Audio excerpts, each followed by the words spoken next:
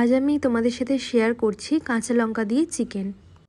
গুঁড়ো লঙ্কার তরকারি খেলে যেমন আমাদের কষ্ট হয়, এই কাঁচা লঙ্কার তরকারি খেলে কিছুই হয় না।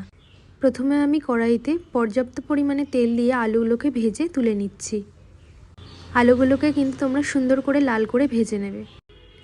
এরপর ওই তেলে আমরা পেঁয়াজ কুচিগুলো দিয়ে দেব এবং নাড়তে থাকবো যতক্ষণ না আমাদের পেঁয়াজগুলো হালকা গোলাপি হয়ে যায়। এরপরে আমি এখানে একটু নুন দেব যাতে পেঁয়াজগুলো খুব তাড়াতাড়ি গলে যায়। তোমরা নুনটা দিলে দেখতেই পাবে যে পেঁয়াজগুলো খুব তাড়াতাড়ি গলে গেছে। আগে থেকে আমি মিক্সিতে ভালো করে আদা রসুন পেস্ট করে রেখেছিলাম, ওই পেস্টটাই আমরা দিয়ে দেব।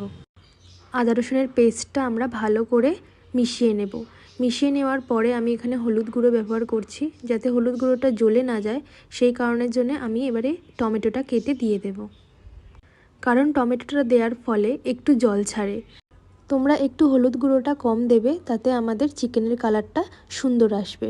ভালো করে টমেটোটা মিশিয়ে নেওয়ার পরে আমরা চিকেনগুলোকে দিয়ে দেব। চিকেনগুলোকে দিয়ে আমরা একবার খুব ভালোভাবে মশলার সাথে মিশিয়ে নেব। এরপরে তোমরা যে যতটা পরিমাণে ঝাল খাও সেই ঝাল বুঝে তোমরা পরিমাণ মতন কাঁচা লঙ্কা দিয়ে দেবে।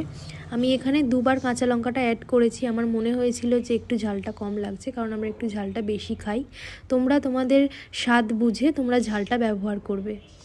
লঙ্কাটা দেওয়ার পরে তোমরা ভালো করে জিনিসটাকে কষাবে, দেখবে তখনই লঙ্কাগুলো সিদ্ধ হয়ে গেছে। এরপরে কষানোর পরে আমি আলুগুলো দিয়ে আরও একবার ভালো করে চিকেনের সাথে আলুটাকে মিশিয়ে নিচ্ছি। এখানে আমি প্রথমেই পেঁয়াজের সাথে একটু বেশি করে নুনটা দিয়েছিলাম, তাই নুন আমি এখন আর দেব না।